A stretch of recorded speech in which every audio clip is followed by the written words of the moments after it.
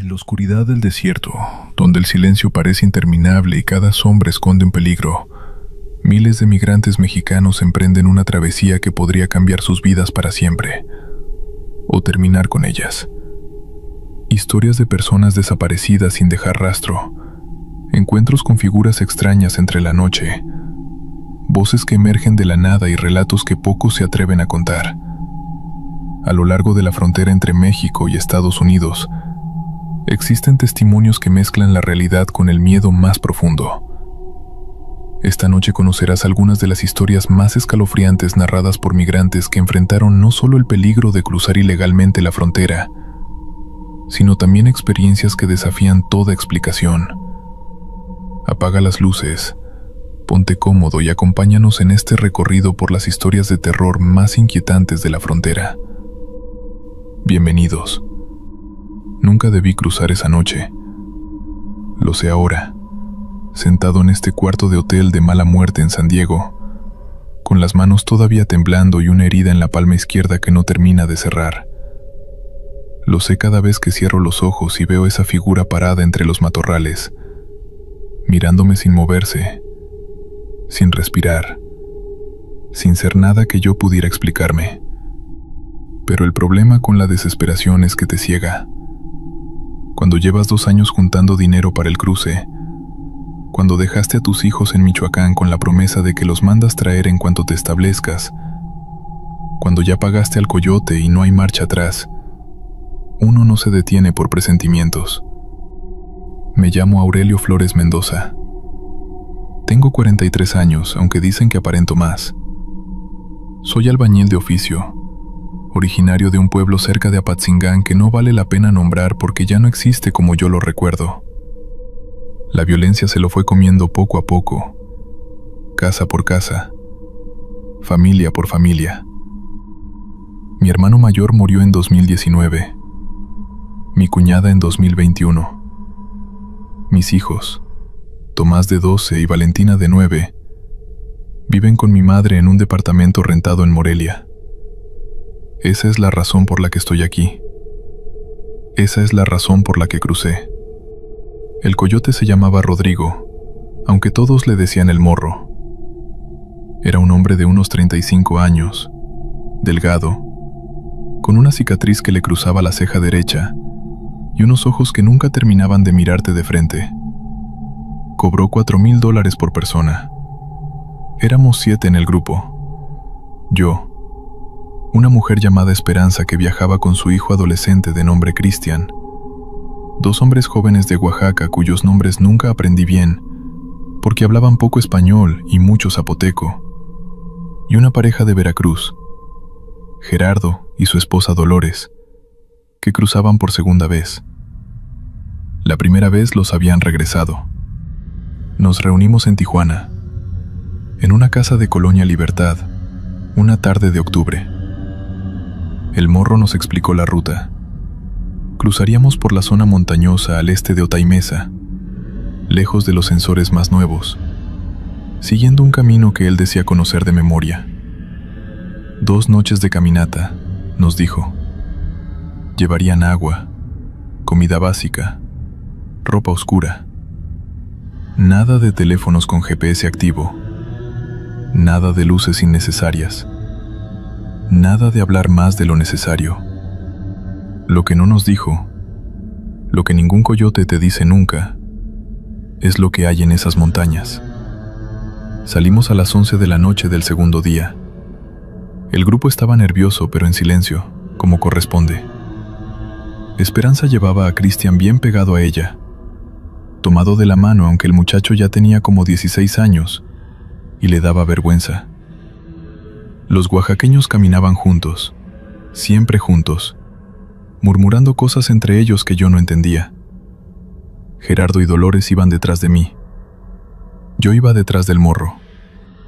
Las primeras horas fueron lo que esperaba. Cansancio, oscuridad, el sonido de los propios pasos sobre tierra seca y piedras sueltas.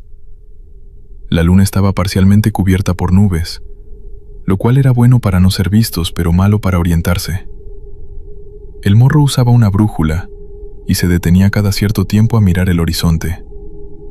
Yo miraba mis zapatos y contaba pasos para no pensar en mis hijos.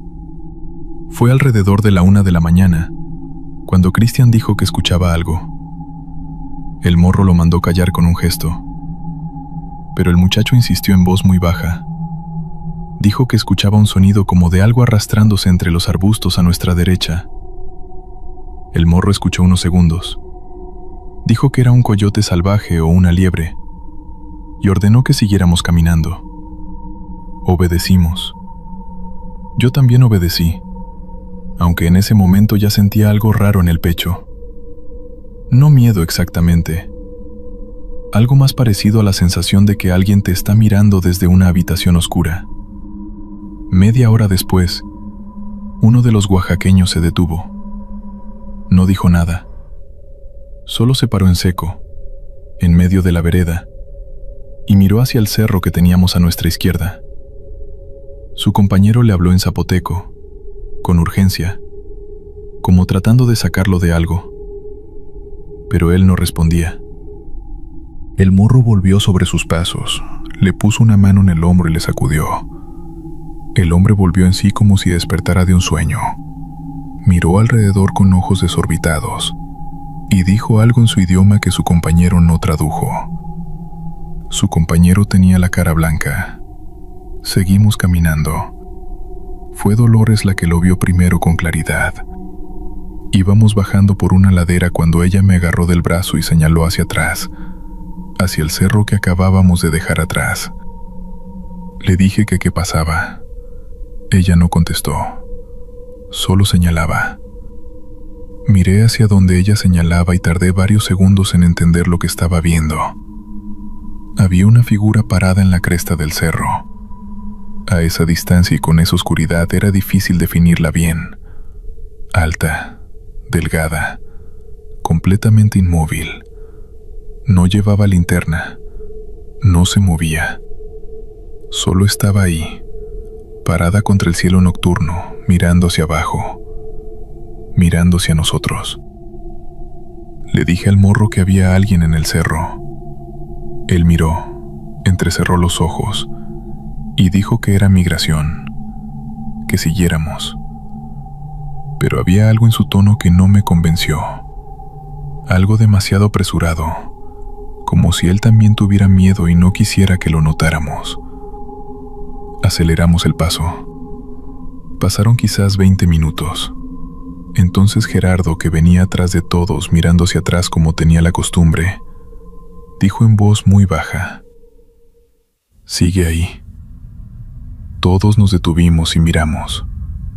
La figura seguía en el cerro, solo que ahora estábamos más lejos, mucho más lejos, y el cerro quedaba ya claramente a nuestra espalda.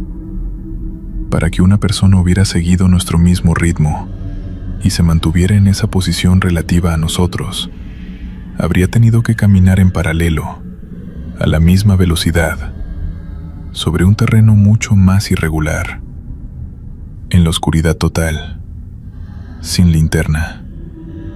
El morro dijo que siguiéramos. Nadie dijo nada más.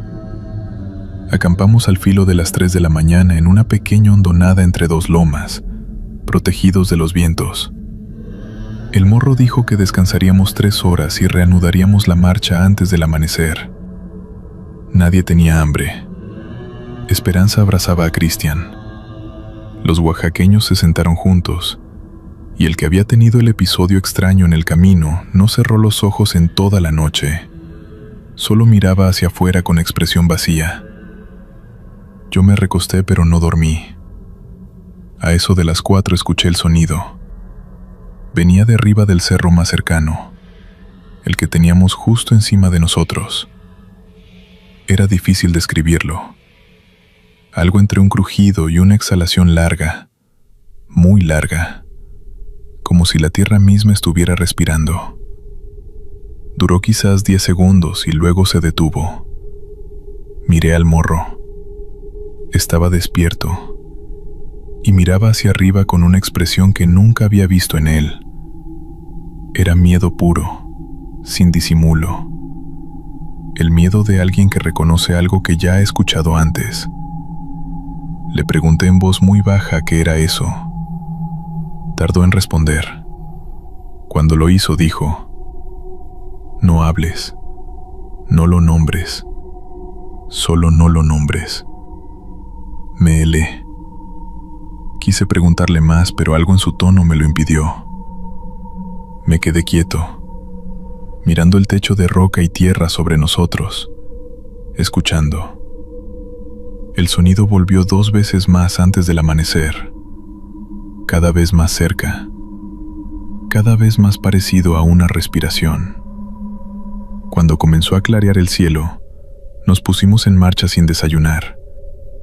El morro iba más rápido que de costumbre, tomando decisiones sobre la ruta sin consultarlas, desviándose de lo que yo suponía que era el camino planeado.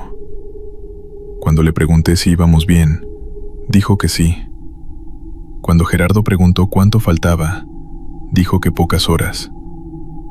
Pero había algo crispado en él, algo que no encajaba. Fue a media mañana cuando encontramos las marcas.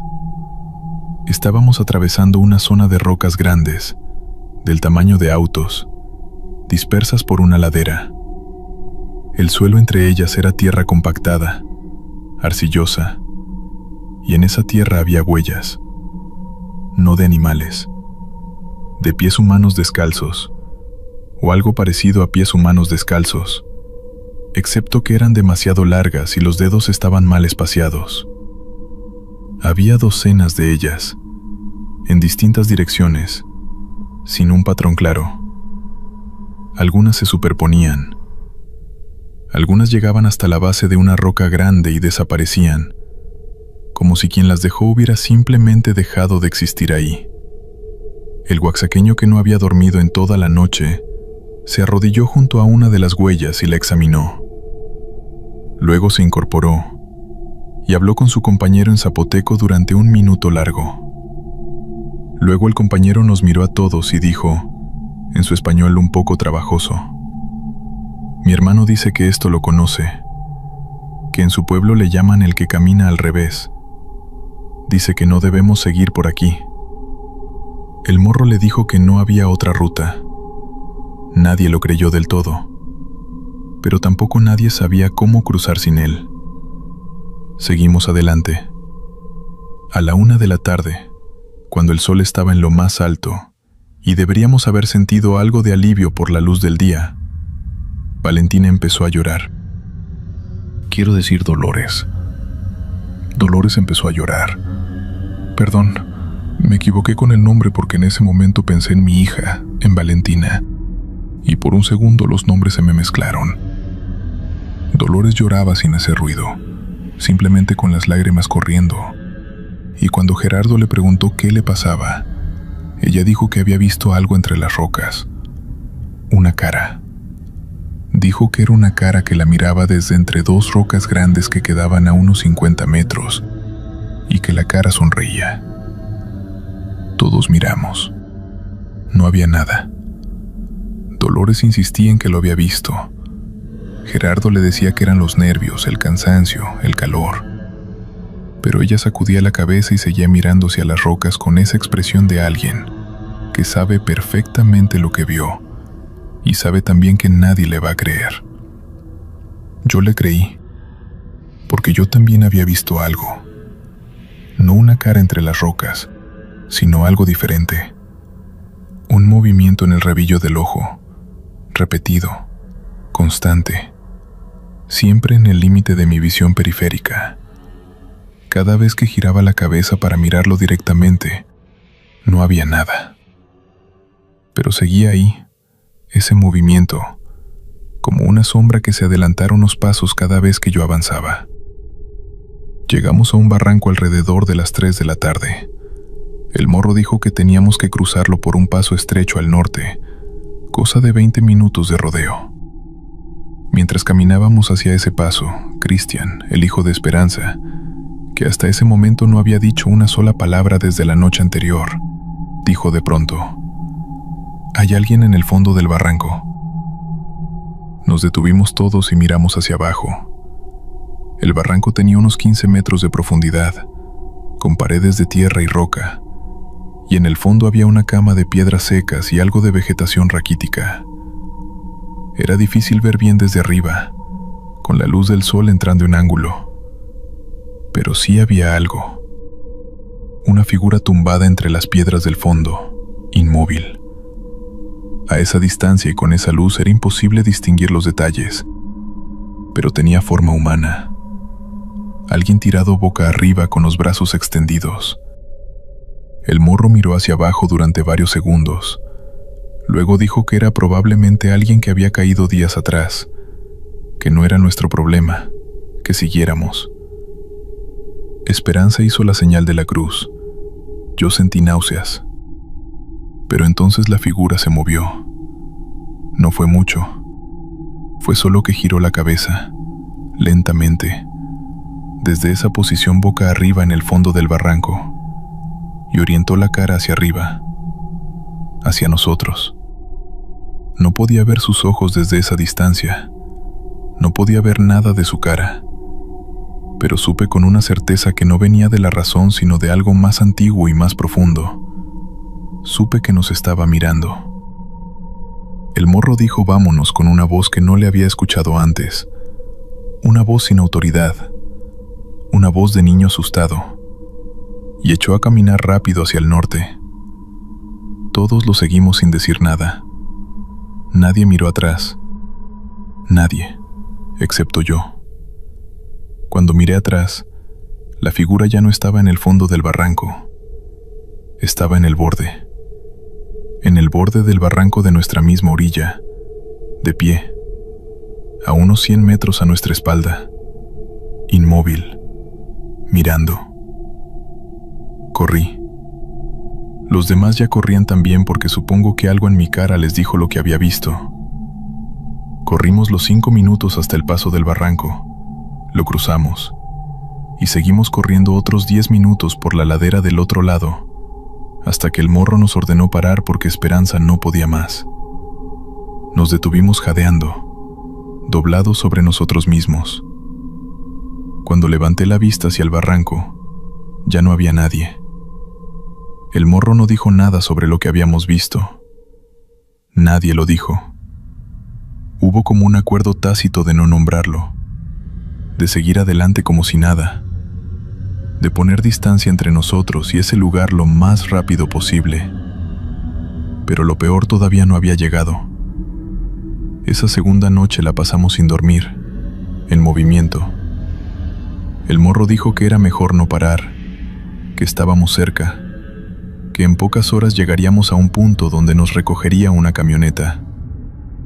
Caminamos en fila india a través de una oscuridad casi total, con nubes cubriendo la luna y las estrellas, guiándonos casi solo por el sonido de los pasos del de adelante.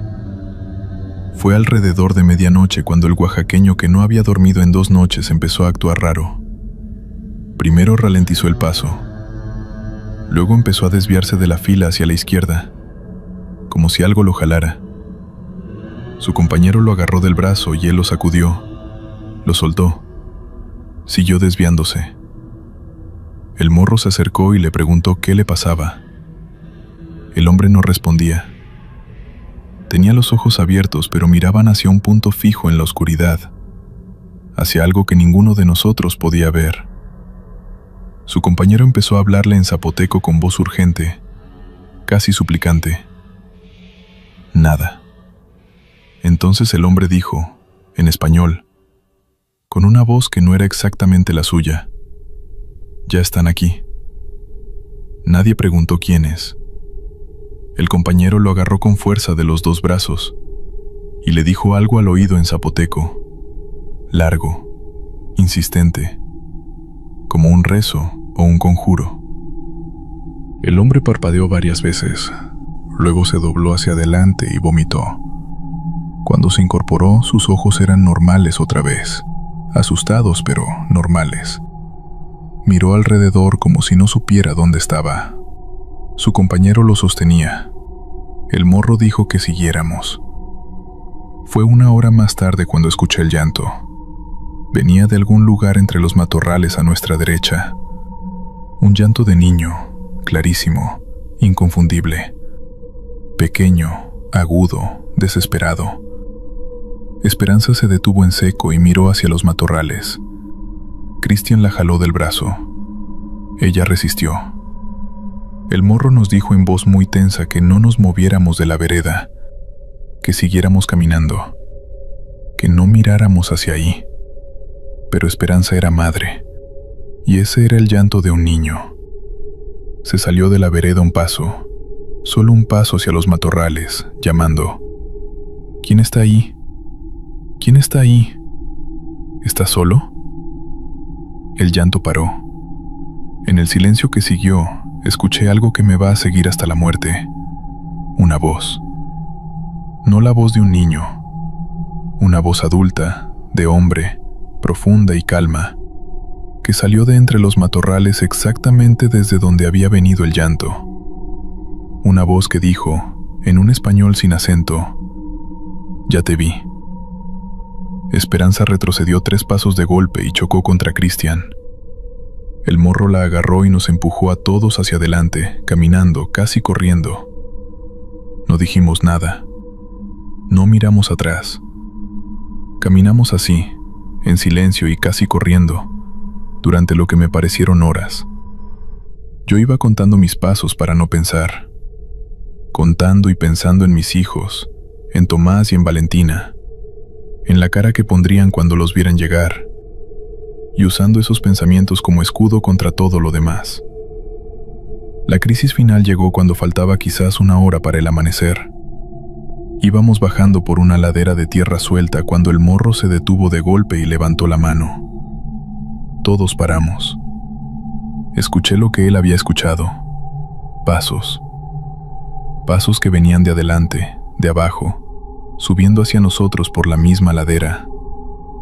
El morro apagó la pequeña linterna de cabeza que llevaba. Oscuridad total. Los pasos seguían. Lentos, regulares, subiendo. El sonido de algo sobre tierra suelta y piedras, lo mismo que nosotros habíamos estado haciendo toda la noche. Se acercaban. Nadie respiraba. Los pasos se detuvieron. Calculé que el origen del sonido estaba a unos 30 metros de donde yo estaba. 30 metros en la oscuridad completa, en una ladera de tierra, en medio de la nada. Pasaron quizás 2 minutos en silencio absoluto. Entonces, muy cerca, mucho más cerca de lo que esperaba, escuché una respiración. Una sola respiración lenta, casi satisfecha, como la de alguien que acaba de encontrar lo que buscaba. Y luego, en un susurro que parecía venir de todos lados a la vez, de arriba y de abajo y de los costados, una voz dijo mi nombre. Dijo: Aurelio. No morro. No señor. No compañero. No tú. Mi nombre. Mi nombre completo no. Solo Aurelio. Pero era suficiente para hacerme sentir que eso, lo que fuera que estaba en esa ladera a 30 metros o a 3 metros, sabía exactamente quién era yo. Me quedé helado. Fue Gerardo quien actuó. Sin decir una palabra me agarró del brazo y empezó a moverse lateralmente, alejándose de donde habían venido los pasos, arrastrándome. Los demás siguieron. El morro también. Nos movimos en la oscuridad total, despacio para no hacer ruido, durante un tiempo que no supe calcular. Mi corazón latía tan fuerte que me asombraba que no se escuchara. Nadie dijo nada. La voz no volvió. Cuando por fin comenzó a amanecer y el cielo se fue aclarando lentamente de negro a gris a rosado, todos nos miramos las caras y vimos en los demás lo que seguramente también teníamos nosotros. Ojeras profundas, ojos enrojecidos, una palidez que el sol naciente no lograba disimular. Llegamos al punto de recogida a las 7 de la mañana. Era un estacionamiento de tierra junto a una carretera secundaria, donde nos esperaba una camioneta blanca conducida por un hombre gordo, que no nos preguntó nada y que se limitó a decirnos que nos subiéramos rápido. Nos subimos. Mientras la camioneta arrancaba y nos alejábamos de esas montañas, Miré por la ventanilla trasera hacia los cerros que íbamos dejando atrás. La luz del amanecer los bañaba de naranja y rosa, hermosos y quietos como si nunca hubiera pasado nada en ellos. En el punto más alto del último cerro que pude ver antes de que la carretera girara y los ocultara, había una figura de pie, inmóvil, mirando. Cerré los ojos y no los volví a abrir hasta que la camioneta se detuvo en una calle de San Diego. Eso fue hace 4 días. Estoy en este cuarto de hotel porque el hombre gordo de la camioneta nos dejó en una esquina y nos dijo que ya éramos libres, que hiciéramos lo que quisiéramos. Esperanza y Cristian se fueron con unos conocidos en Los Ángeles. Los oaxaqueños desaparecieron sin despedirse, simplemente ya no estaban cuando miré. Gerardo y Dolores tomaron un autobús rumbo a Texas. El morro se fue sin decir nada, sin que yo pudiera preguntarle lo que llevo 4 días queriendo preguntarle: si había cruzado ese camino antes, si sabía lo que había ahí, si el nombre que escuché en la oscuridad fue real, o fue mi cabeza desquiciada por el miedo y el cansancio. La herida en mi palma izquierda no sé cuándo me la hice. No recuerdo haberme cortado en ningún momento, pero está ahí, una línea limpia de unos 5 centímetros en la palma, que supura un poco por las noches y que no termina de cerrarse. Esta noche llamé a mis hijos por teléfono. Tomás me contó de la escuela, de un partido de fútbol, de un amigo nuevo. Valentina me dijo que me extrañaba y que cuándo iba a ir a buscarlos. Les dije pronto, mi amor. Les dije que todo estaba bien. No les conté nada de las montañas. No les voy a contar nunca. Pero mientras hablaba con ellos, mientras escuchaba sus voces pequeñas y vivas al otro lado del teléfono, miraba por la ventana de mi cuarto hacia las luces de la ciudad y pensaba en esa figura en la cresta del cerro, y en la voz que dijo mi nombre en la oscuridad, y en lo que sea que estaba en esa ladera esperando que nos acercáramos. Y pensaba en los que cruzaron antes que yo y no llegaron.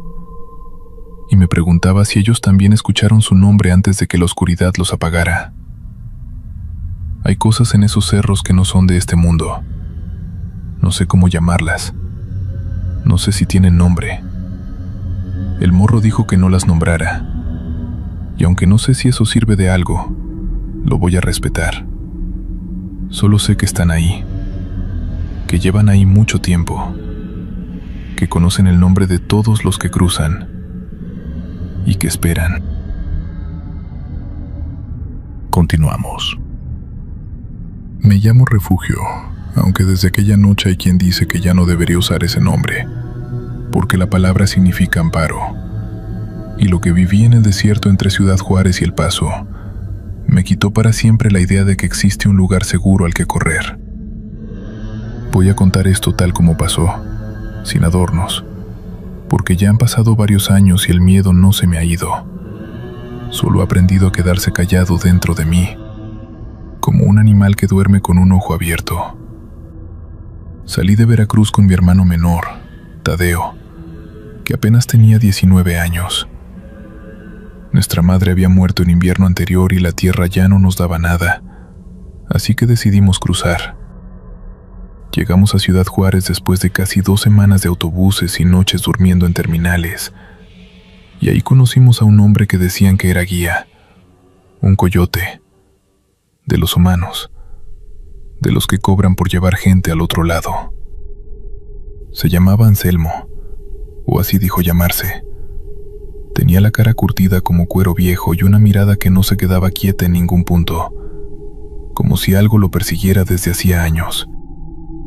Nos cobró casi todo el dinero que nos quedaba y dijo que cruzaríamos esa misma noche por un punto al oeste de la ciudad, lejos de las cámaras y de las patrullas, por una zona de monte bajo y arroyos secos donde el río casi no se nota porque ya no corre agua, solo arena y piedra. Éramos 8, yo, Tadeo, una mujer llamada Refugio también, qué casualidad, aunque todos la llamaban Cuca, con su hijo de unos 7 años pegado a su falda como una sombra. 2 hermanos de Chiapas que casi no hablaban español, solo tzotzil entre ellos. un hombre mayor, de Guanajuato, don Efrén, que decía que iba a reunirse con su esposa después de 15 años separados por la migra, y una pareja joven de Oaxaca, Heriberto y Yolanda, que se tomaba de la mano todo el tiempo, como si soltarse fuera a separarlos para siempre. Anselmo nos hizo caminar en fila, en silencio. Apenas oscureció. Dijo que el desierto tenía oídos y que cualquier ruido podía costarnos la libertad, aunque entonces yo pensé que se refería solamente a la migra. Caminamos casi 3 horas sin que pasara nada fuera de lo común. El frío de la noche en el desierto se mete en los huesos, distinto al frío de la lluvia, más seco, más cruel. Las estrellas allá se ven como no se ven en ninguna ciudad, pero yo no tenía cabeza para admirarlas, solo para no perder de vista la espalda de Tadeo frente a mí. Fue Cuca la primera en decir que oía algo. Se detuvo de golpe, apretando a su hijo contra su cuerpo, y dijo: «Oigan eso». Todos nos quedamos quietos. Al principio yo no oí nada más que el viento moviendo las ramas secas de los mezquites, pero después, sí, un aullido lejano, normal en el desierto. Cualquiera que haya cruzado por ahí los ha oído cientos de veces. Anselmo nos dijo que siguiéramos, que había coyotes de los animales por toda la zona y que no debíamos temerles. Pero el segundo aullido sonó distinto. Sonó como si viniera de varios lados a la vez, como si el desierto entero hubiera respirado hondo y soltado ese sonido desde todas direcciones, desde el suelo, desde el cielo, desde dentro de mi propio pecho. Tadeo me agarró del brazo. «¿Tú también lo sentiste raro?», me preguntó en voz baja, y yo solo asentí porque tenía la garganta cerrada. Don Efrén se puso pálido. Seguimos caminando, más rápido ahora, y Anselmo empezó a mirar hacia atrás cada pocos pasos, algo que no había hecho antes. Fue al cruzar un arroyo seco, entre 2 lomas bajas cubiertas de gobernadora y ocotillo, que los vimos por primera vez. No eran sombras ni eran imaginación, aunque quise convencerme de eso durante mucho tiempo después. Eran formas de coyote, con esa silueta delgada de patas largas y orejas puntiagudas, pero más grandes de lo normal, casi del tamaño de un venado, y se movían mal, como si sus patas no tocaran completamente el suelo, sin dejar ninguna huella. Eran 5, formando una media luna alrededor de nuestro grupo, y sus cuerpos no eran sólidos del todo. A través de ellos, cuando la luna les daba de cierto ángulo, se podía ver el contorno de las rocas que tenían detrás, como si estuvieran hechos de un humo espeso que mantenía la forma de un animal. Sus ojos sí eran sólidos. Eso es lo que más recuerdo, lo que todavía veo cuando cierro los míos en las noches malas. No brillaban como los ojos de un animal normal, sino que tenían luz propia, un amarillo enfermo, como el de una vela casi consumida, y nos miraban a cada uno de nosotros, uno por uno, como si nos conocieran de toda la vida. Cuca empezó a rezar en voz baja, un Padre Nuestro que se le trababa entre los dientes. El niño se aferró todavía más a ella y enterró la cara en su falda. Los hermanos de Chiapas se hablaron rápido en su lengua, y aunque no entendí las palabras, entendí el miedo, que se entiende en cualquier idioma. Anselmo fue el único que no se sorprendió del todo, y eso me hizo sospechar de él desde ese momento. Dijo casi en un susurro que siguiéramos caminando despacio, sin correr, sin mirarlos directamente a los ojos, que esas cosas se alimentan del miedo que uno les muestra. Caminamos así, en grupo cerrado, durante lo que me pareció una eternidad. Los coyotes fantasmas, porque no tengo otra palabra para llamarlos, nos seguían a la misma velocidad que nosotros, manteniendo siempre esa media luna alrededor nuestro como pastores oscuros, conduciendo un rebaño hacia algún destino que no podíamos adivinar. De cuando en cuando, uno de ellos soltaba un gruñido bajo que no sonaba como el de un animal de carne, sino como el crujido de una puerta vieja, madera seca quebrándose. Y entonces todos nos quedábamos paralizados hasta que Anselmo nos hacía señas con la mano para seguir. Heriberto fue el primero en quebrarse. Le soltó la mano a Yolanda y les gritó a las sombras que se fueran, que los dejaran en paz, con una voz que se le quebraba entre la rabia y el terror. En ese instante, uno de los coyotes se detuvo en seco y giró la cabeza hacia él con una lentitud espantosa, como si el tiempo se hiciera más lento solo para ese movimiento, y soltó un aullido que no se parecía a nada que un animal pudiera producir. Un sonido que parecía tener dentro voces humanas, varias voces superpuestas, gritando y llorando al mismo tiempo, como si cargara las almas de toda la gente que se había perdido en ese desierto. Esa fue la última vez que oímos la voz de Heriberto. No hubo sangre ni ataque que pudiéramos ver con claridad.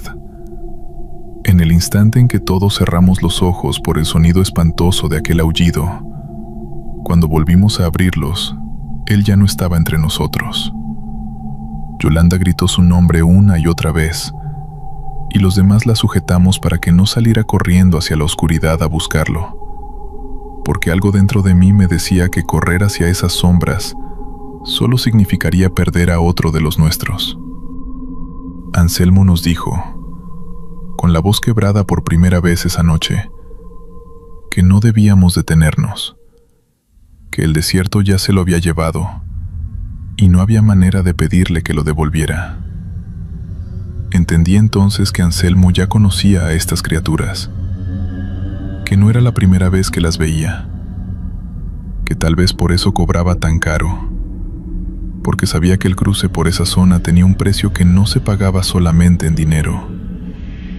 Seguimos caminando, ahora 7, con Yolanda sollozando en silencio, abrazada por don Efrén.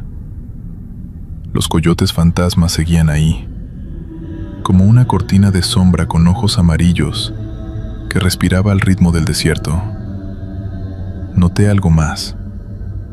Cada vez que uno de nosotros mostraba demasiado miedo, los coyotes se acercaban un poco más, cerrando el círculo, como si el miedo fuera un alimento del que se nutrían, y entre más comían, más hambre tenían. Tadeo intentó mantenerse fuerte por mí, igual que yo trataba de mantenerme fuerte por él. Nos tomamos de la mano sin decir nada, como hacíamos de niños cuando cruzábamos el río cerca de nuestro pueblo. No los mires a los ojos, me repetía él en susurros. Yo mantenía la vista al frente, contando los pasos, tratando de convertir el terror en un ejercicio mecánico de seguir caminando. Un pie, y después el otro.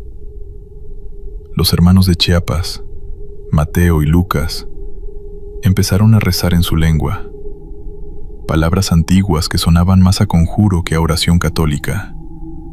Y por un momento los coyotes que estaban más cerca de ellos retrocedieron un par de pasos, como si esas palabras les hicieran daño de alguna forma que yo no podía comprender. Anselmo se dio cuenta y les dijo que siguieran rezando así, que tal vez eso nos ayudara a llegar. El niño de Cuca, Emiliano, fue quien primero notó que las sombras tenían forma de personas detrás de la forma de coyote. Lo dijo en voz muy baja, jalando la falda de su madre. Mami, esos perros tienen caras de gente adentro. Cuca le tapó la boca con la mano, pero ya era tarde. Todos lo habíamos oído, y cuando volví a mirar a la criatura más cercana a mí, entendí lo que el niño quiso decir. Dentro del humo oscuro que formaba el cuerpo del coyote, si uno se fijaba con el rabillo del ojo, sin mirar directamente, Se distinguían rasgos, una nariz, una boca abierta en un gesto de dolor eterno, ojos cerrados como en sueño o en muerte, superpuestos sobre la forma del animal como si el espíritu de una persona y el espíritu de un coyote se hubieran fundido en una sola entidad torturada. Comprendí, con un frío que no tenía nada que ver con la temperatura de la noche, que esas no eran criaturas que siempre hubieran sido animales. Eran, o habían sido, personas. Migrantes como nosotros que se habían perdido en ese mismo desierto en cruces anteriores, y que algo que vivía allí desde mucho antes de que existieran las fronteras los había transformado, atrapándolos en esa forma a medio camino entre el animal y el humano, condenándolos a vagar para siempre por la tierra donde habían muerto, cazando a los que venían detrás de ellos con la misma desesperación, la misma sed que ellos habían sentido en sus últimas horas de vida. Seguimos caminando. El desierto, de noche, hace trampas con el tiempo. Los minutos se estiran y las horas se comprimen, y uno pierde la cuenta de cuánto lleva caminando porque el paisaje no cambia. Las mismas lomas, los mismos arbustos secos, las mismas estrellas indiferentes arriba. Don Efrén comenzó a fallarle la respiración. El corazón de un hombre de su edad no estaba hecho para tanto esfuerzo y tanto terror combinados, y empezó a quedarse atrás poco a poco, aunque trataba de disimularlo apretando los dientes y forzando el paso. Fue entonces cuando los coyotes cambiaron de táctica.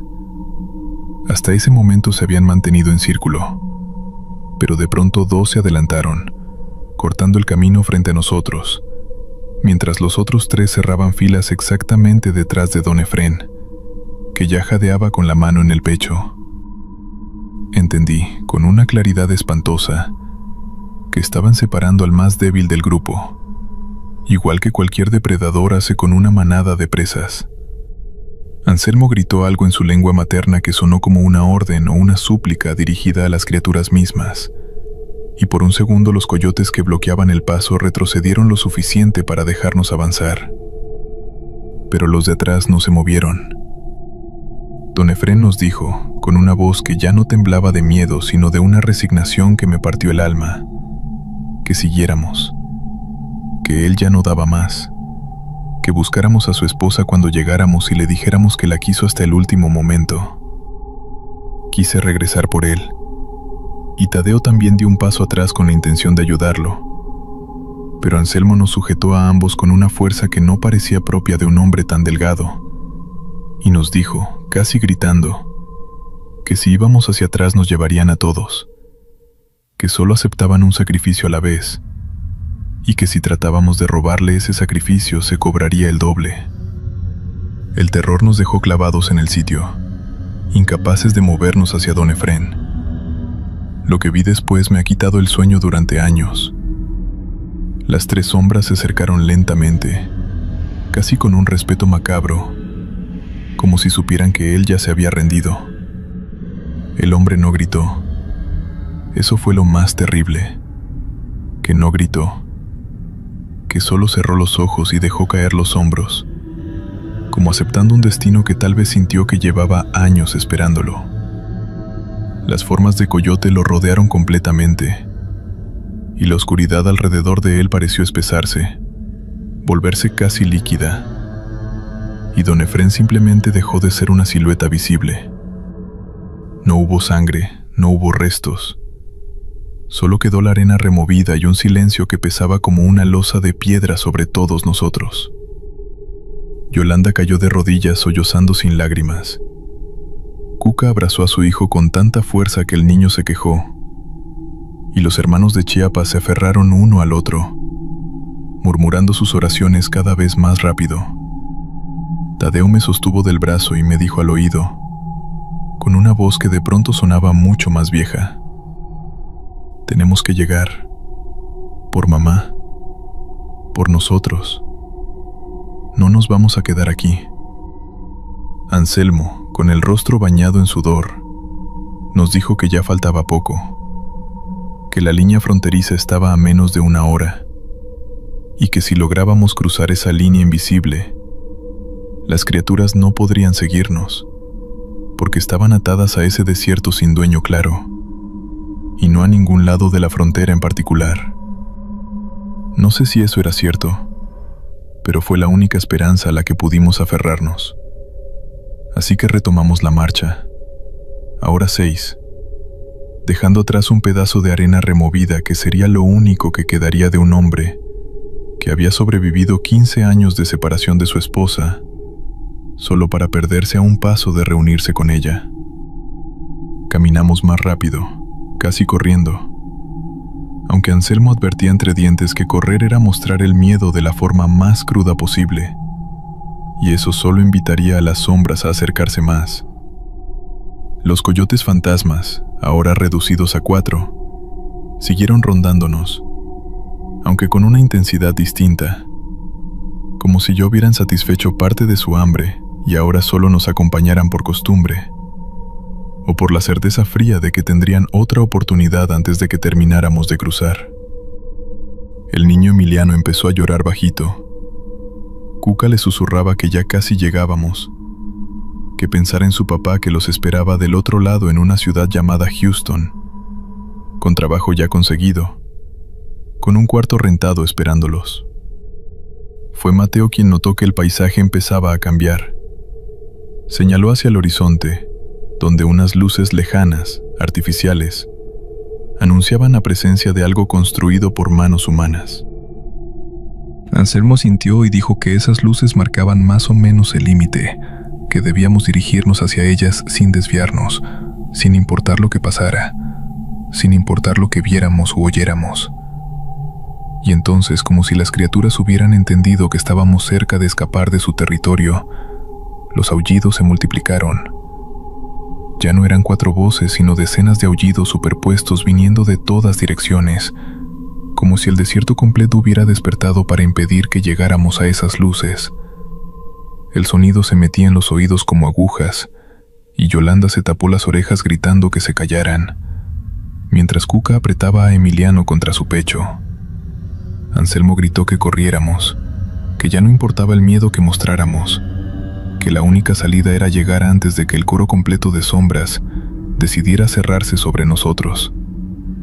Corrimos como nunca había corrido en mi vida, con los pulmones ardiendo por el aire seco y frío, con las piedras lastimando los pies, con Tadeo sujetándome de la mano para no perdernos en la oscuridad. Los hermanos de Chiapas corrían adelante, gritando sus oraciones ya sin orden ni pausa. Cuca corría con Emiliano en brazos, impulsada solamente por ese instinto feroz que solo una madre puede tener cuando su hijo está en peligro. Las sombras nos rodearon de nuevo, esta vez sin la paciencia anterior, lanzándose hacia nosotros desde los costados, con una velocidad que ningún animal real podría alcanzar, apareciendo y desapareciendo entre los matorrales, como si el espacio mismo se doblara para darles ventaja. Sentí el aire frío de uno de ellos pasar justo detrás de mi cuello, un frío que parecía querer meterse dentro de mis huesos para quedarse ahí para siempre. Grité. No pude evitarlo, y en ese instante una de las sombras giró hacia mí, con esos ojos amarillos brillando como 2 soles enfermos. Tadeo me empujó hacia adelante con todas sus fuerzas, justo cuando la criatura se abalanzaba, y los 2 caímos al suelo rodando entre las piedras. Cuando levanté la vista, la sombra estaba justo encima de nosotros, su rostro de contornos humanos fundidos con el hocico de coyote a centímetros del mío, y vi, con una claridad que nunca había deseado tener, los ojos cerrados de la persona que alguna vez había sido esa criatura, con la misma expresión de sufrimiento eterno que había visto en el coyote que se llevó a don Efrén. Por una fracción de segundo, juraría que esos ojos cerrados intentaron abrirse, como si algo humano dentro de esa cosa luchara contra el instinto que la dominaba. No sé si fue real esa lucha, o si fue solamente mi mente buscando algo de humanidad en medio del horror, pero ese instante de duda nos dio el tiempo suficiente para que Mateo y Lucas regresaran corriendo, gritando sus oraciones directamente hacia la sombra, y la criatura retrocedió. como quemada por las palabras, dándonos el segundo exacto que necesitábamos para levantarnos y seguir corriendo hacia las luces. Las luces se hicieron más grandes y empecé a distinguir una valla, una estructura de metal que se extendía a lo largo del horizonte como una cicatriz sobre la tierra. Anselmo gritaba que esa era la línea, que del otro lado las criaturas no podrían seguirnos, aunque yo no entendía cómo algo tan antiguo como lo que nos perseguía podía detenerse ante una construcción tan reciente. Pero no había tiempo para cuestionar nada, solo para correr. El coro de aullidos llegó a su punto más alto cuando estábamos a unos 100 metros de la valla, un sonido que pareció vibrar dentro de mis propios huesos, como si todo el desierto gritara al mismo tiempo su dolor acumulado durante generaciones de migrantes perdidos. Sentí que las piernas se me entumecían, que el terror puro intentaba paralizarme justo cuando más necesitaba moverme. Y fue la mano de Tadeo, apretando la mía con una fuerza desesperada, lo que me mantuvo en movimiento. Cuca tropezó a pocos metros de la valla, cayendo con Emiliano todavía aferrado a ella. Y por un segundo pensé que ahí terminaría todo para ellos. Pero Lucas se devolvió sin dudarlo. Levantó al niño en sus propios brazos y ayudó a Cuca a ponerse de pie, empujándolos a ambos hacia adelante mientras él mismo quedaba unos pasos atrás, más cerca de las sombras que se cerraban detrás de nosotros. Llegamos a la valla. No recuerdo bien cómo cruzamos, pero de pronto estábamos del otro lado, jadeando, mirando hacia atrás para contar cuántos habíamos logrado pasar. Cuca, Emiliano, Yolanda, Mateo, Tadeo, yo, Anselmo. Faltaba Lucas. Nos quedamos paralizados mirando hacia la oscuridad del lado mexicano, donde las sombras se habían detenido justo en la línea de la valla, como si existiera una frontera invisible que ni siquiera ellas pudieran cruzar. Lucas estaba a unos 15 metros de nosotros, todavía del otro lado, con las 4 sombras rodeándolo en ese círculo final que ya conocíamos demasiado bien. No corrió hacia la valla. Tal vez supo que no llegaría a tiempo. Tal vez decidió, en ese último instante, que prefería enfrentar lo que venía con dignidad. Levantó las manos, no en señal de rendición, sino como un gesto de despedida hacia su hermano, hacia todos nosotros, y empezó a rezar en voz alta, en su lengua, ahora sin miedo, con una calma que me pareció sobrehumana. Mateo gritó su nombre con tal desesperación que la voz se le quebró por completo, e intentó saltar de regreso por la valla, pero Anselmo y yo lo sujetamos entre los dos, conteniéndolo con todo el peso de nuestros cuerpos, porque sabíamos que si él regresaba se perdería también. Lo último que vi de Lucas fue su silueta erguida entre las 4 sombras, todavía rezando, hasta que la oscuridad del desierto pareció tragarlo entero, como una ola negra que se cierra sobre una piedra en la orilla, y donde él había estado solo quedó el vacío de la noche y el eco lejano de un último aullido, distinto a los demás, casi como un lamento, casi como si las propias criaturas hubieran sentido por un instante algo parecido al respeto ante quien no había huido de ellas. Mateo cayó de rodillas del lado americano de la valla, golpeando la tierra con los puños, gritando el nombre de su hermano hasta que la voz se le acabó por completo. Ninguno de nosotros pudo decir nada. Solo nos sentamos ahí, en el polvo de la frontera, abrazándolo por turnos, mientras del otro lado de la valla el desierto recuperaba poco a poco su silencio normal. Ese silencio que ya nunca volvería a sonarme inocente. Caminamos otra media hora más antes de que una patrulla de la migra nos encontrara y nos detuviera. Y en cierto modo fue un alivio, porque significaba estar rodeados de luces eléctricas y de voces humanas normales.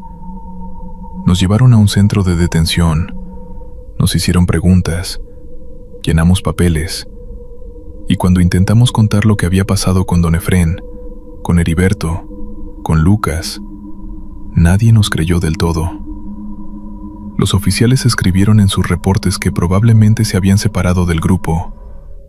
Explicaciones racionales y aburridas para encajar un horror que no tenía cabida en ningún formulario oficial. Anselmo desapareció esa misma noche del centro de detención y nunca volví a verlo ni a saber de él. A veces pienso que él sabía exactamente lo que nos esperaba en ese cruce, que tal vez había hecho un trato con esas sombras hace mucho tiempo, ofreciendo siempre un número similar de personas a cambio de que el resto del grupo pudiera pasar. Una especie de peaje oscuro que cobraba en silencio, en vidas, mientras se quedaba con el dinero de todos. Yolanda regresó a México unas semanas después. Nunca pudo recuperarse de lo de Heriberto, y la última vez que hablamos me dijo que todavía sueña con él cada noche, parado en la oscuridad del desierto, llamándola con una voz que ya no es completamente humana. Cuca y Emiliano lograron llegar a Houston, donde el padre del niño los esperaba, y supe por terceros que el niño todavía le tiene pavor a los perros, sin importar lo pequeño o lo manso que sea, y que se despierta gritando algunas noches diciendo que los coyotes lo están llamando desde la ventana. Mateo se quedó en El Paso, cargando con un peso que nunca lo abandonó. Lo vi una sola vez más, años después, y noté que llevaba siempre, colgado del cuello, un pequeño crucifijo de madera tallado a mano, en memoria de su hermano. Tadeo y yo seguimos juntos. Conseguimos trabajo, y poco a poco fuimos construyendo una vida que, aunque dura, era nuestra, era libre, era todo lo que habíamos cruzado ese desierto para conseguir. Pero ninguno de los dos ha vuelto a dormir completamente tranquilo desde esa noche. Cuando el viento sopla fuerte contra las ventanas del departamento donde vivimos, los dos nos quedamos en silencio, escuchando, aunque sabemos que estamos a cientos de kilómetros de aquel desierto. Pero a veces, en las noches más oscuras, cuando el viento aúlla entre los edificios de la ciudad con ese sonido hueco que tiene el viento cuando se cuela entre estructuras de metal, juraría, sobre la memoria de mi madre, que dentro de ese aullido se esconde otro distinto, uno que reconocería en cualquier lugar del mundo. Uno que carga voces humanas atrapadas en un dolor que no termina nunca. Y entonces busco la mano de Tadeo en la oscuridad de nuestro pequeño departamento, igual que la busqué aquella noche en el desierto, y nos quedamos así, despiertos, escuchando, hasta que el viento se cansa y el silencio normal de la ciudad regresa a nuestras ventanas. He contado esta historia pocas veces, porque la mayoría de la gente la escucha con esa sonrisa incómoda que reservan para las leyendas exageradas de los que cruzan la frontera. Esa sonrisa que dice sin palabras que piensan que el desierto y el cansancio nos jugaron una mala pasada a la mente. Pero los que hemos cruzado sabemos.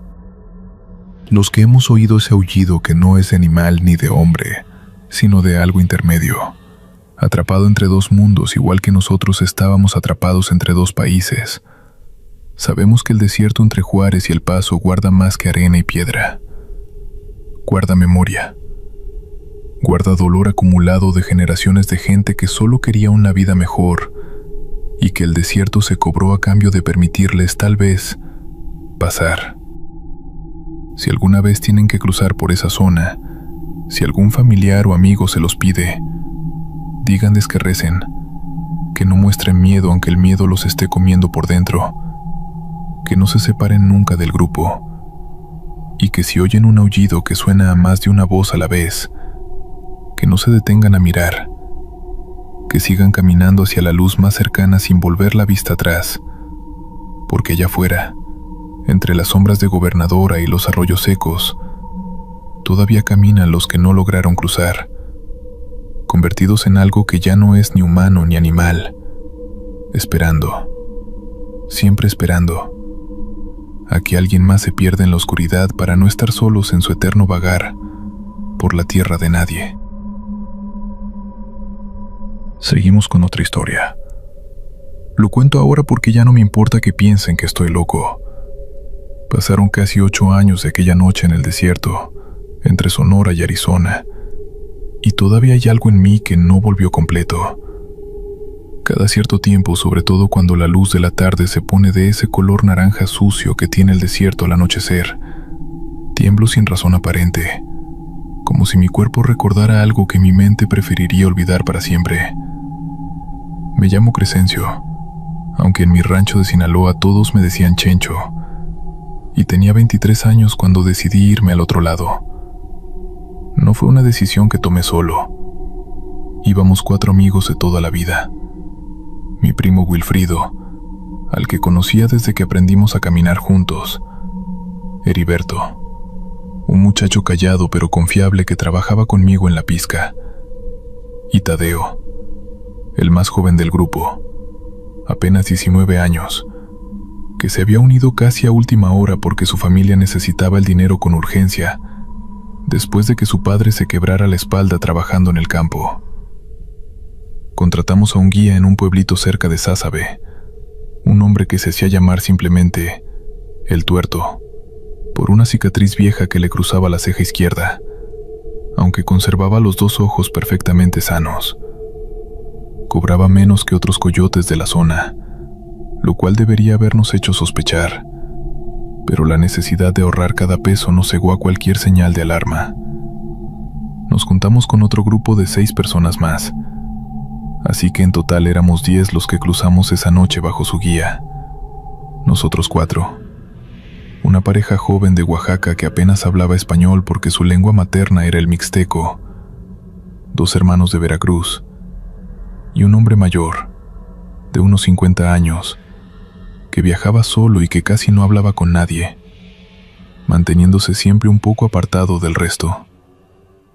El Tuerto nos advirtió, antes de empezar la caminata, que esa zona específica del desierto tenía fama de ser complicada, no solo por la vigilancia de la patrulla fronteriza, sino por el terreno mismo, lleno de barrancos y de zonas donde era fácil perder la orientación, incluso para alguien con experiencia. Nos dijo también, casi como un comentario al margen, que debíamos caminar siempre en fila, uno detrás del otro, sin que nadie se quedara muy atrás ni se adelantara demasiado, porque en la oscuridad era fácil que el grupo se separara sin que nadie lo notara, hasta que ya era demasiado tarde. Las primeras 2 noches transcurrieron con la dureza esperada. Caminar 10, 12 horas cargando lo poco que llevábamos, descansar unas pocas horas durante el día escondidos entre la vegetación rala, y volver a caminar apenas se ocultaba el sol. Tadeo, el más joven, sufría especialmente con las ampollas en los pies, pero se negaba a quejarse, apretando los dientes y siguiendo el ritmo del grupo, con una determinación que a todos nos conmovía y nos daba, en cierta forma, más fuerza para continuar. Fue en la tercera noche cuando comenzó todo lo que quiero contar. Habíamos avanzado ya varias horas, internándonos en una zona de terreno quebrado, con barrancos profundos y una vegetación más densa que la que habíamos atravesado las noches anteriores. La luna estaba en cuarto creciente, dando apenas la luz suficiente para distinguir las siluetas de los demás, pero no lo bastante para ver con claridad el terreno bajo nuestros pies, lo que obligaba a caminar con una lentitud cuidadosa, probando cada paso antes de apoyar todo el peso del cuerpo. Yo iba en mitad de la fila, con Wilfrido justo delante de mí y Heriberto detrás, mientras Tadeo caminaba más adelante, cerca del Tuerto, que encabezaba el grupo. En algún momento, sin que ninguno lo notara con claridad, comenzamos a escuchar pasos detrás de nosotros, pasos que no correspondían a ningún miembro visible del grupo. Un sonido de pisadas sobre la tierra suelta que parecía multiplicarse, como si fuéramos más personas caminando de las que en realidad éramos. Al principio pensé que era simplemente el eco de nuestros propios pasos, distorsionado por los barrancos que nos rodeaban. Una ilusión acústica perfectamente explicable. Pero Heriberto, que caminaba justo detrás de mí, me tocó el hombro con una urgencia que no era normal en él. Y al girar la cabeza vi en su rostro, iluminado apenas por la luz tenue de la luna, una expresión de alarma genuina. Me señaló hacia atrás, hacia la oscuridad que quedaba detrás del último integrante visible del grupo, y susurró, con la voz quebrada, que había contado las siluetas varias veces, y que siempre salía un número distinto, que a veces parecíamos ser 10, a veces 11, y en un momento, brevemente, había contado 12. No le di mucha importancia en ese momento, atribuyendo su confusión al cansancio y a la dificultad natural de contar siluetas en la penumbra. Pero el sonido de pasos extra continuó, y poco después, la mujer del Oaxaca, la más joven de la pareja que viajaba con nosotros, comenzó a llorar en silencio, aferrándose con fuerza al brazo de su pareja, mirando hacia atrás con un terror que no necesitaba traducción para que cualquiera de nosotros lo comprendiera. El tuerto nos hizo detenernos con un gesto brusco. Se quedó observando hacia atrás durante varios segundos, en un silencio tenso que se sintió eterno, y finalmente dijo, en voz muy baja, que debíamos seguir caminando sin detenernos demasiado tiempo en ningún punto, que en esa zona del desierto algunos guías hablaban de presencias que solían seguir a los grupos de migrantes, sumándose a la fila en la oscuridad sin que nadie las invitara, y que la única manera de evitar problemas era no detenerse a mirar atrás, no contar a los que iban en la fila, y sobre todo, jamás responder si alguien, desde atrás, llamaba a alguno de nosotros por su nombre. Esa última advertencia me heló la sangre, porque apenas un minuto después de que el tuerto terminara de hablar, escuché, viniendo claramente de algún punto detrás del grupo, una voz que pronunciaba mi nombre completo, Crescencio, con una entonación que en cualquier otro contexto hubiera sonado perfectamente normal, casi familiar, como si fuera la voz de alguien que me conociera de toda la vida. Sentí que las piernas se me aflojaban, pero recordé de inmediato la advertencia, y apreté el paso, fijando la vista al frente, en la espalda de Wilfrido, negándome a voltear ni un solo grado la cabeza. Caminamos así durante lo que se sintió como una eternidad, escuchando esos pasos adicionales, esas voces que ocasionalmente pronunciaban nombres, algunos los nuestros, otros nombres desconocidos que no correspondían a ninguno de los presentes, como si quien, o lo que fuera que nos seguía, estuviera probando distintas combinaciones, buscando un nombre que generara respuesta. El hombre mayor que viajaba solo, el que casi no hablaba con nadie, en algún momento de ese tramo comenzó a murmurar algo en voz baja, casi imperceptible, y cuando Wilfrido le preguntó qué decía, el hombre respondió, con una voz extrañamente serena, que estaba rezando, porque reconocía exactamente lo que nos estaba siguiendo, y que lo había enfrentado antes, en un cruce anterior, hacía muchos años.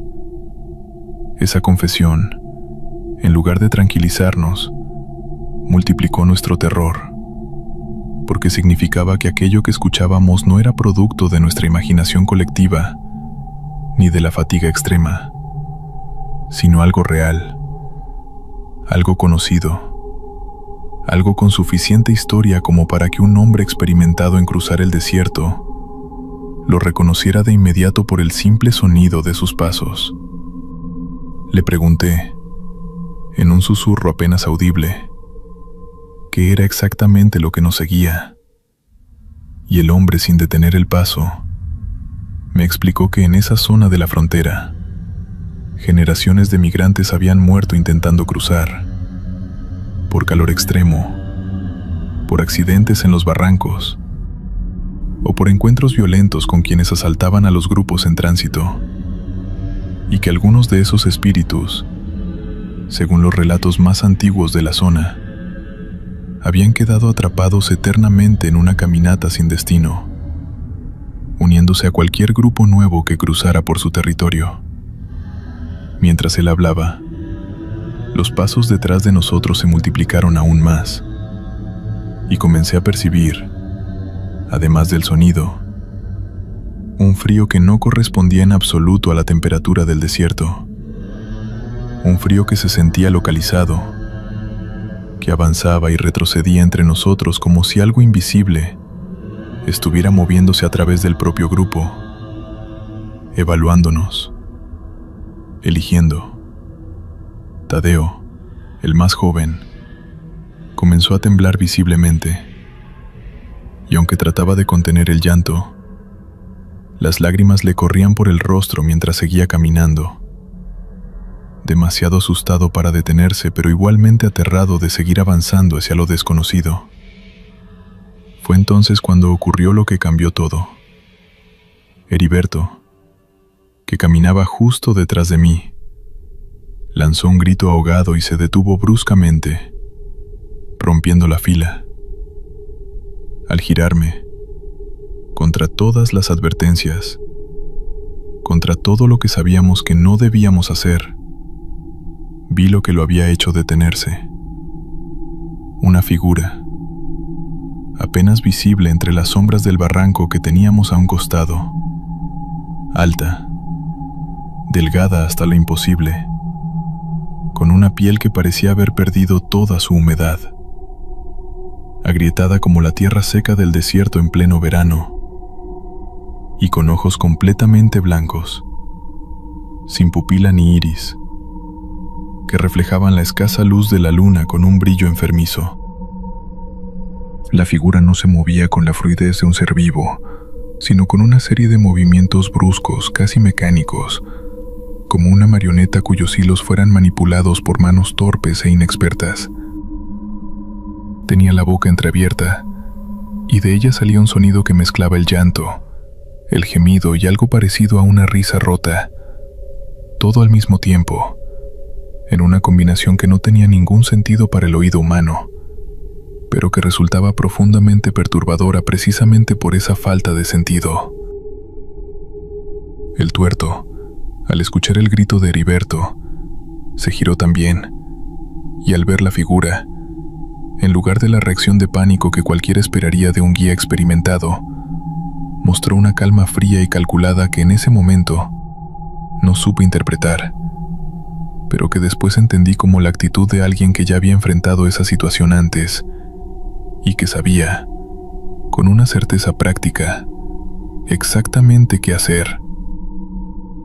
«No la miren a los ojos», dijo, con una voz firme que cortó a través del pánico generalizado que comenzaba a apoderarse del grupo. «Sigan caminando. No se detengan. No respondan si les habla». Heriberto, sin embargo, parecía incapaz de moverse, paralizado frente a la figura que ahora comenzaba a acercarse con esos movimientos bruscos y antinaturales, cerrando la distancia entre ellos con una rapidez que contradecía la torpeza aparente de sus pasos. Winfrido y yo lo agarramos cada uno de un brazo, tratando de arrastrarlo hacia adelante, hacia el resto del grupo que ya había comenzado a alejarse siguiendo la orden del tuerto. Pero Heriberto se resistía, con los ojos fijos en la figura, murmurando algo que al principio no entendí, hasta que distinguí las palabras. Estaba diciendo el nombre de su madre, fallecida hacía varios años, asegurando que la figura tenía su rostro, que lo estaba llamando para que fuera con ella. Sentí un terror que iba más allá de cualquier cosa que hubiera experimentado antes, porque comprendí, con una claridad helada, que esa entidad no tenía una sola forma fija, sino que parecía poder tomar, ante los ojos de cada persona, la apariencia de alguien querido, alguien fallecido, alguien cuya pérdida representara un dolor suficientemente profundo como para nublar el juicio y atraer a la víctima hacia ella sin resistencia. Forcejeamos con Heriberto durante lo que se sintieron varios minutos eternos, mientras la figura seguía acercándose, su rostro cambiando ante mis propios ojos en fracciones de segundo, mostrando distintas facciones que no lograba identificar con claridad, pero que sentía, de alguna manera instintiva, que estaba probando, buscando alguna que despertara en mí el mismo tipo de respuesta paralizante que había logrado con Heriberto. Finalmente, con un esfuerzo conjunto y desesperado, conseguimos arrastrarlo lo suficientemente lejos como para que el contacto visual se rompiera. Y en el instante en que Heriberto dejó de ver directamente a la figura, pareció despertar de un trance, parpadeando confundido, preguntando entre jadeos qué había pasado, sin recordar con claridad lo que había estado a punto de hacer. Corrimos, literalmente corrimos, durante un tramo que normalmente hubiéramos caminado con cautela, ignorando el riesgo de torcernos un tobillo en la oscuridad, impulsados únicamente por el terror puro de sentir que esa figura y las otras presencias que continuaban produciendo el sonido de pasos múltiples detrás de nosotros seguían persiguiéndonos a través del barranco. El tuerto, adelante, nos guiaba hacia un punto específico, una formación rocosa que se distinguía vagamente contra el cielo nocturno, y al llegar a ella, nos hizo entrar en lo que resultó ser una pequeña cueva, apenas un hueco en la roca, donde apenas cabíamos los 10 apretados unos contra otros. Una vez dentro, el tuerto sacó de su mochila un encendedor y un manojo de ramas secas que llevaba preparado, y encendió un fuego pequeño justo en la entrada de la cueva, explicando, con una voz todavía tensa pero más controlada, que esas presencias, según la experiencia acumulada de generaciones de guías en esa zona, evitaban el fuego directo, aunque no sabía con certeza si era por alguna propiedad real de las llamas o simplemente por costumbre transmitida sin verificación real. Pasamos el resto de esa noche encerrados en la cueva, escuchando, durante horas que se sintieron interminables, el sonido de pasos rodeando la formación rocosa desde afuera, voces que llamaban nombres en susurros que se filtraban a través de las grietas de la roca, y en algún momento, lo que pareció ser un golpeteo suave contra la piedra, como dedos largos tanteando la superficie en busca de una entrada que el fuego les impedía cruzar.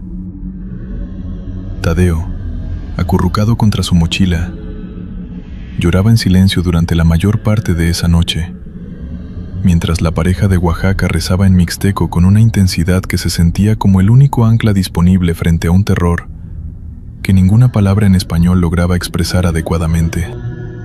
El hombre mayor que viajaba solo permaneció extrañamente tranquilo durante todo el episodio, explicándonos, en susurros breves, que había sobrevivido a una experiencia similar años atrás, y que la clave para sobrevivir era simplemente resistir hasta el amanecer, porque esas presencias, según su experiencia, perdían fuerza y presencia con la llegada de la luz del sol, retirándose hacia algún lugar que él no podía nombrar con precisión.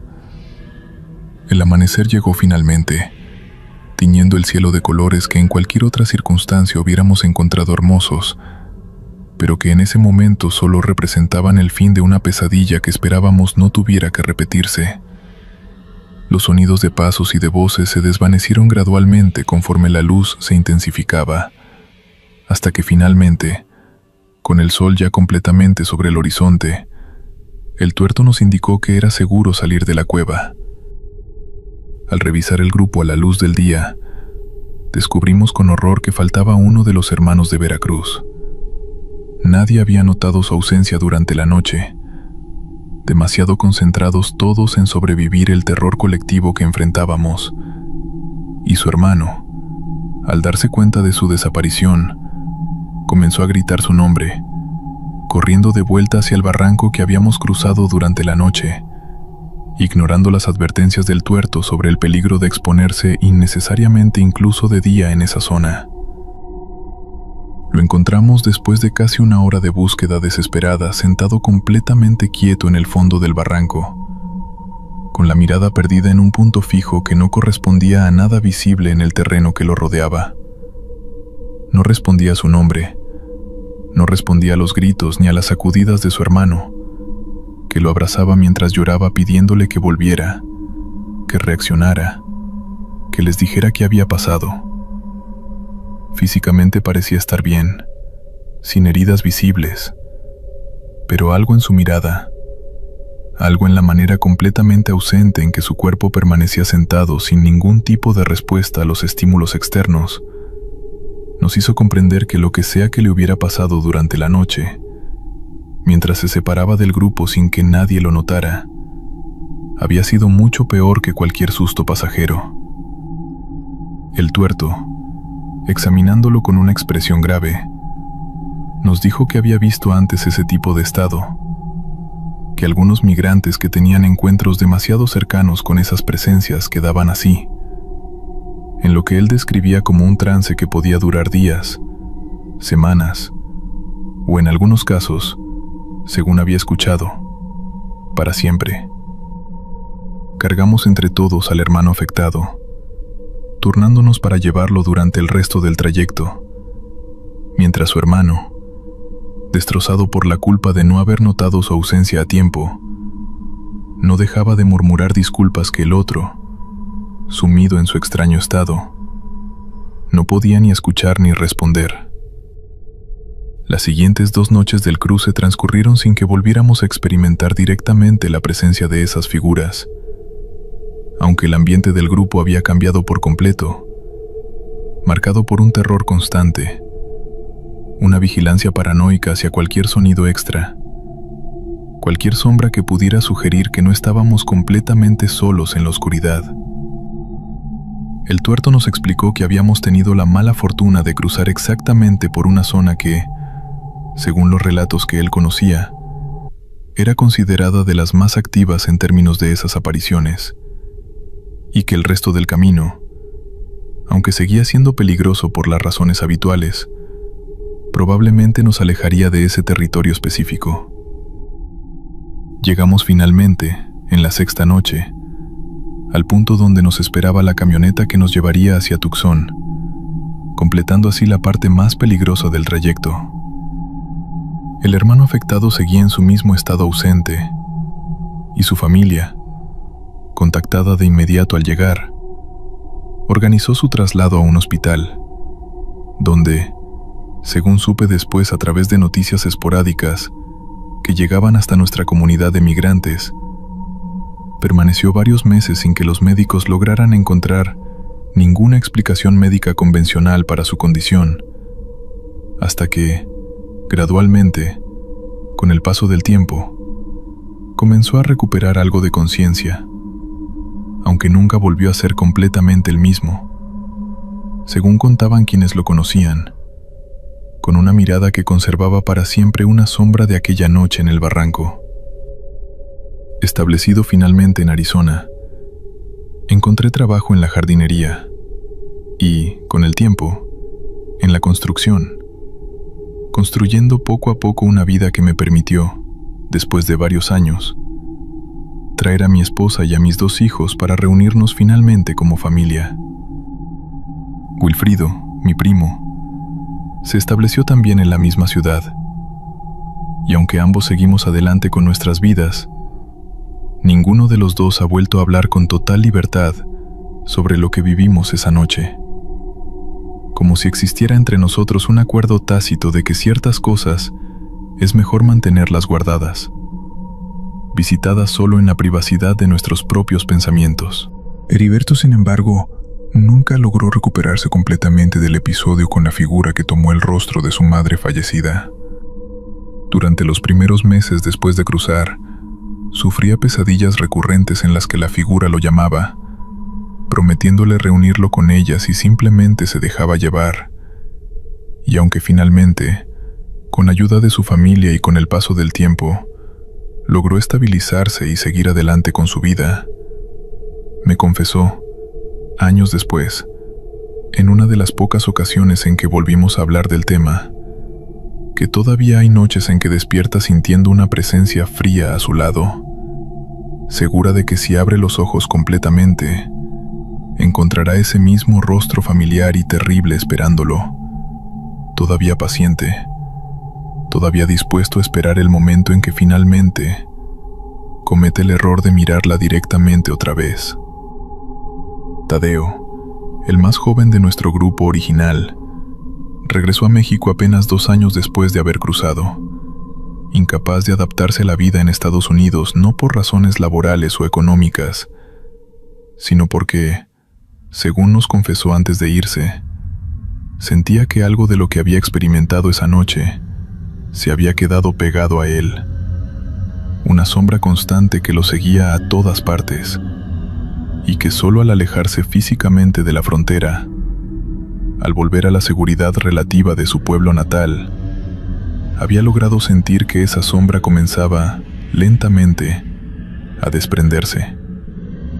Yo mismo, a pesar de los años transcurridos, a pesar de la vida estable que finalmente logré construir, sigo sin poder caminar de noche por ningún sendero solitario, sin sentir un escalofrío anticipado, sin escuchar, en algún rincón de mi mente, el eco de aquellos pasos múltiples que no correspondían a ningún cuerpo visible, sin recordar el sonido de mi propio nombre pronunciado por una voz que no debería haberlo conocido, llamándome desde la oscuridad con una familiaridad que todavía, después de tantos años, me resulta profundamente perturbadora. He llegado a pensar, con el paso del tiempo, que lo que enfrentamos aquella noche no era un fenómeno aislado, sino una manifestación más de algo mucho más grande y antiguo, una acumulación de tragedia humana que el desierto fronterizo ha absorbido durante generaciones de personas que, como nosotros, arriesgaron todo con la esperanza de una vida mejor, y que muchas veces perdieron la vida misma en circunstancias que nadie llegó a documentar. Esas almas, que según las creencias más antiguas de la región, nunca encontraron su camino hacia el descanso final, parecen haber encontrado, en cambio, una forma terrible de permanencia, uniéndose eternamente a cualquier grupo que se atreva a cruzar su territorio, ofreciendo rostros familiares como cebo para arrastrar a nuevas víctimas hacia su propia condena sin fin.